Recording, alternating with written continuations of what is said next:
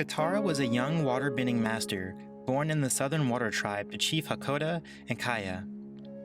As a child, the Fire Nation raided her village, killing her mother.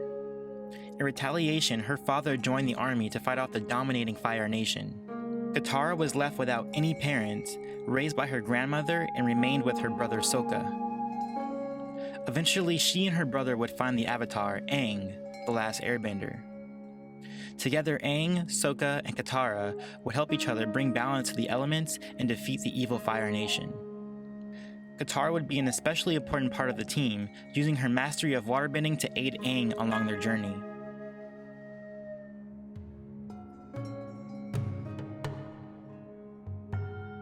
Amon, born Noatak, was a waterbender turned master bloodbender, born in the northern water tribe to Yakon and his wife. He and his brother Tarlok would discover their abilities to waterbend early in their life. Their father trained them ruthlessly to hone their skills and eventually would teach them bloodbending. In time, Amon would become a master bloodbender, even without the aid of the full moon. As an adult, he would lead the Equalists, a revolutionary group of non-benders. Their ultimate goal was to rid the world of benders in hopes of giving everyone an even playing field. In the end, Amon's plans would be uncovered and subverted by Korra, the Avatar. Still, he was one of the most formidable benders of his age.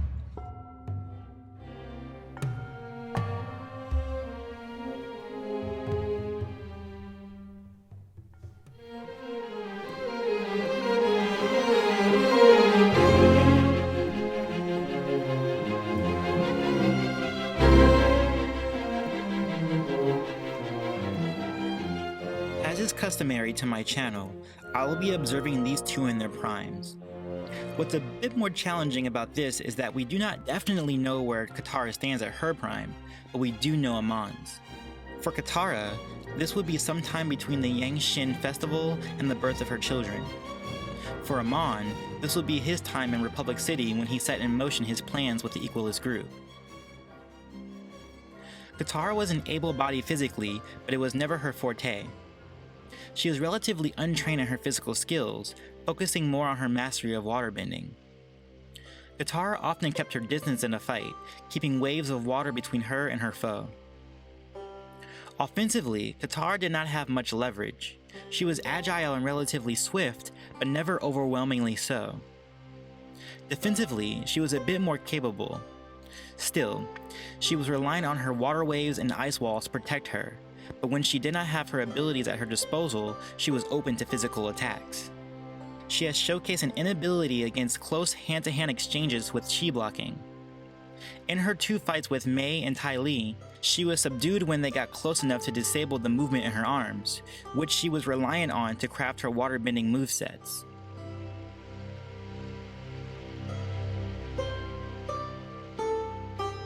Amon was possibly the most versatile bender of his age. Unlike most other benders, who focused solely on their special abilities, Amon was a hand-to-hand specialist. For years he posed as a non-bender, eliminating his foes with only his standard combat skills, including his mastery of chi blocking. Chi blocking gave the user the ability to disable a bender's ability for a moment. In extreme cases, it even stopped the movement of an opponent altogether. Offensively, Amon was very capable. He was a dexterous fighter who showcased astounding levels of agility. Defensively, he was swift in his evasion. Against non-benders, he could easily counter any of their assaults. Against benders, he could do the same, evading bending attacks with graceful mastery. Not to mention, he was rather tough and resilient. During his fight against Mako, a firebender, he was able to take a full blast of lightning at point-blank range. In most instances, this would completely incapacitate a person, bender or not, but Amon was back up and fighting with his full force in a matter of seconds. Not many people, bender or non-benders alike, could match Amon physically.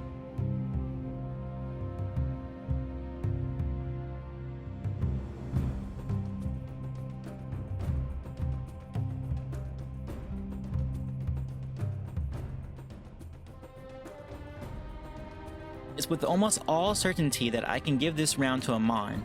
While Katara was agile and spry in her own regard, Amon has showcased more expertise in his acrobatics. What's more, Amon outstripped her completely in hand-to-hand combat. He could outbox non-benders with ease, and he had no trouble taking on master benders, including the Avatar, without any use of his bending abilities. Furthermore, Katara simply did not have much expertise or comfort with hand-to-hand exchanges. When she fought Master Pakku, her punches were easily dodged with a sidestep from the Master. And when she has fought Mei and Ty Lee, whenever they came within inches of her, she had no defense against them. Hence, the decisive edge can only go to Amon in regards to his physical abilities.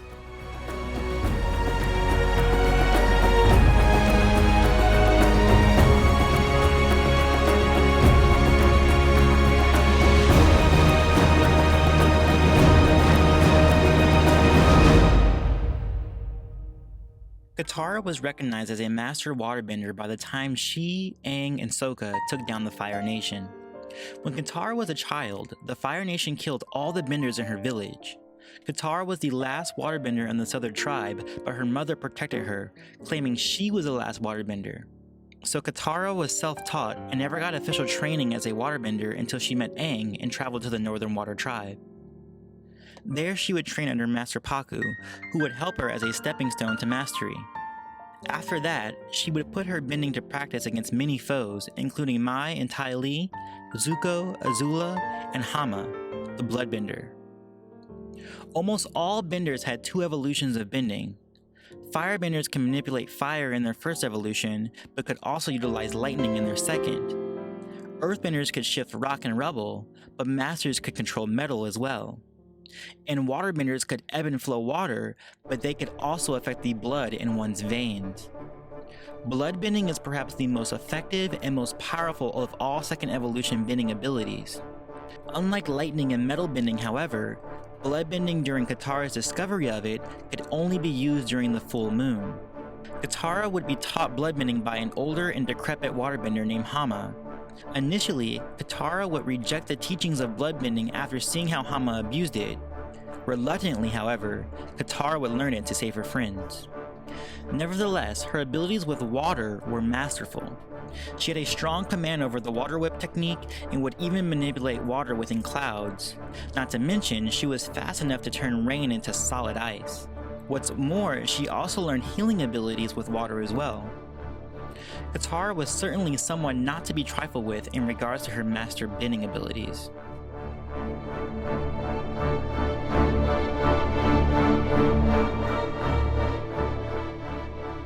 Amon was an extremely capable waterbender. He and his brother Tarlok were trained relentlessly by their father Yakon. Their father trained them persistently in hopes that they would one day challenge the Avatar who took his bending away. After years of training from a young age, Amon would master the art of waterbending, surpassing his brother and father's skill. However, it would be Yakon's final lesson to his sons that would prove the most useful. Before having children, Yakon was undisputedly the most powerful bloodbender in history. His greatest achievement would come when he was placed on trial for his crimes. After his guilty verdict, he proceeded to bloodbend every single person in the courtroom, including the Avatar. He not only did this without any hand gestures, which was usually necessary, but he did it without the aid of the full moon. Yakon was only defeated when Aang went into the Avatar state. Now, this does not mean Amon was necessarily capable of this power of bloodbending, especially when we see that Amon needed hand gestures to subdue Korra and Mako. Nonetheless, the element he did bring to bloodbending was his ability to take away bending from other people. Amon was a master of both waterbending and bloodbending, though of course he prospered as a bloodbender. He was trouble for any bender: fire, earth, air, water, even the Avatar.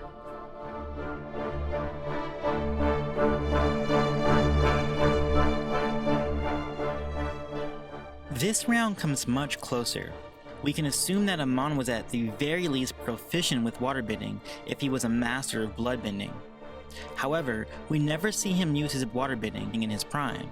The only time we witnessed his use of it was when he pushed himself out of the ocean in Republic City. Granted, it was a good showcase of his skill as he was able to create a sort of water tornado. But we have nothing definitive to say that his waterbending skills in regards to combat matched his mastery of bloodbending. For Katara, we know for certain she was a master waterbender, possibly the best of her age. Even as an untrained waterbender, she at least stood her ground against a master. During her journey with the Avatar, she would only increase her skill, able to command water totally.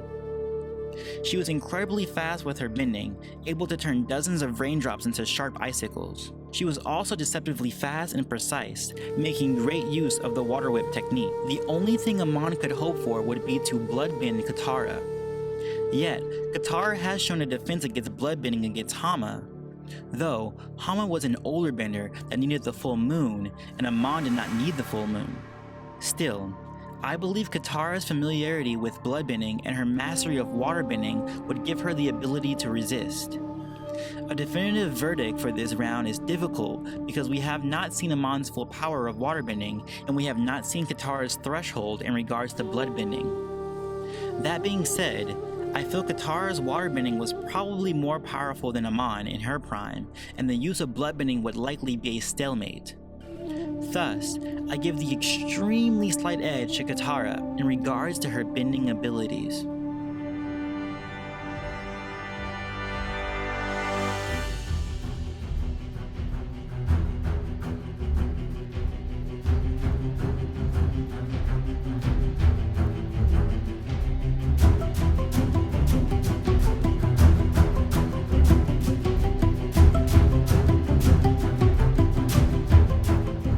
As was common, and in most times crucial for waterbenders, was their use of their environment. Katara was skillful in her use of her surroundings, often using it even outside her skill of waterbending.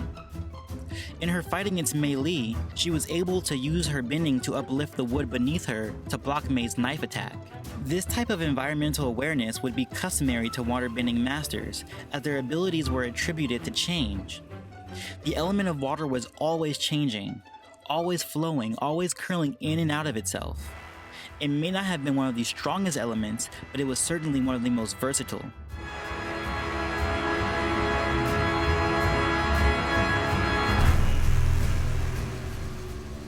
Amon was a strategist to his core. He could command a battle whether it was leading a small squad or as a lone soldier against multiple opponents. During his terrorist attacks on Republic City, he outsmarted both the local metal-bending law enforcement and the United Forces Squadron. On a more intimate scale, he was crafty with both his bending and hand-to-hand combat skills. He would fight many master benders, including Korra, Tenzin, and Tarlok, with just the use of his chi blocking and martial arts skill alone before utilizing his bending. However, when he wanted to unleash, he would implement his bloodbending skills with astounding ease.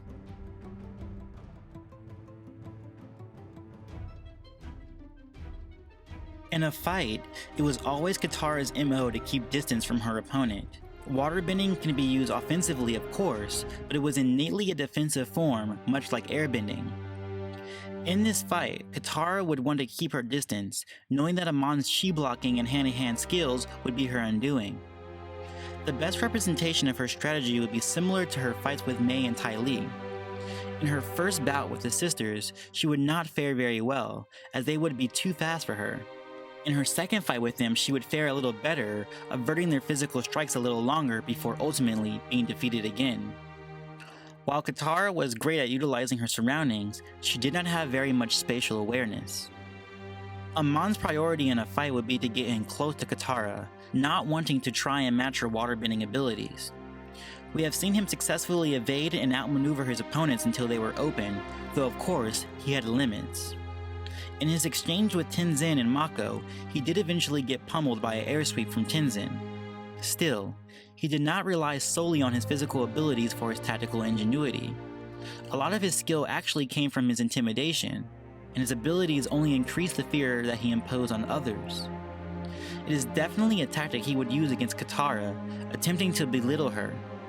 He may not successfully break her down, but he can certainly unbalance her composure. Amon was definitely the more tactical of the two, successfully deceiving Republic City and his opponents in combat. Therefore, I give Amon the edge over Katara as a tactician.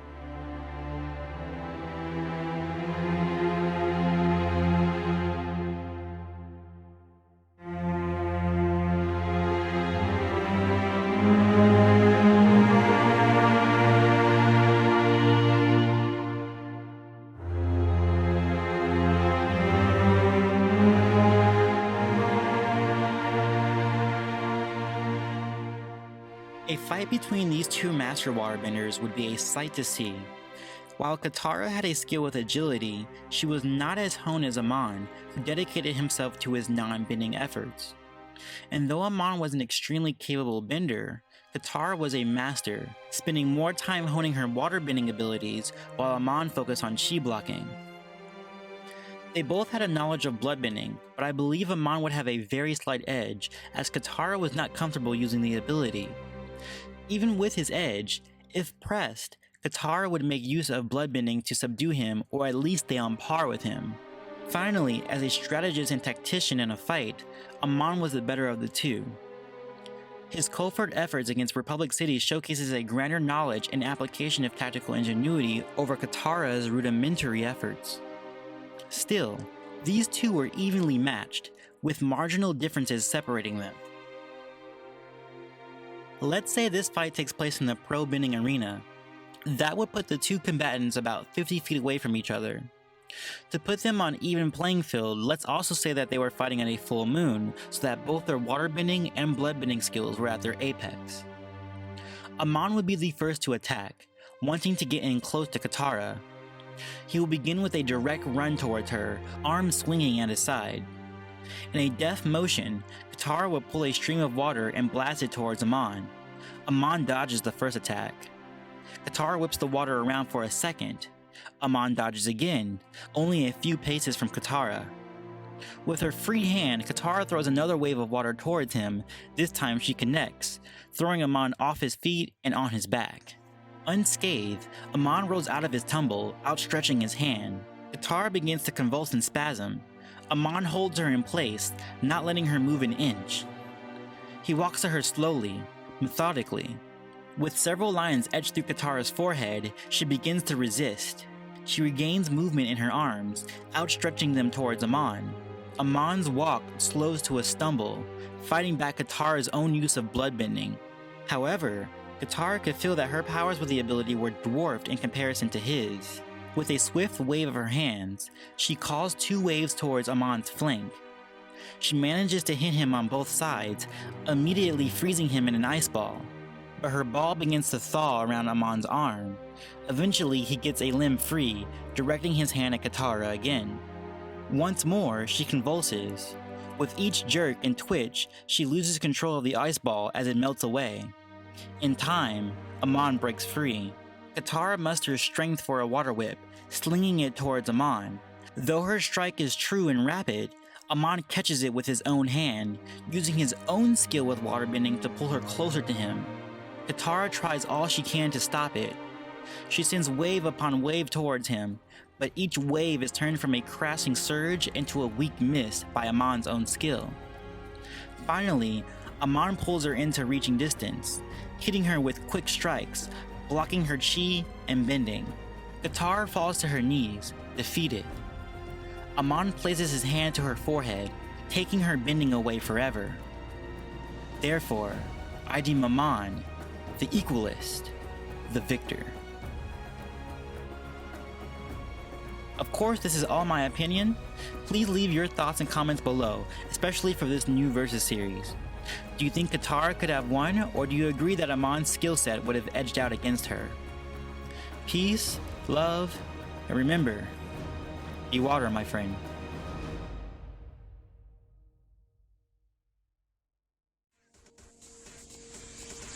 Search your feelings, Father. You can't do this. I feel the conflict within you. Let go of your hate. It is too late.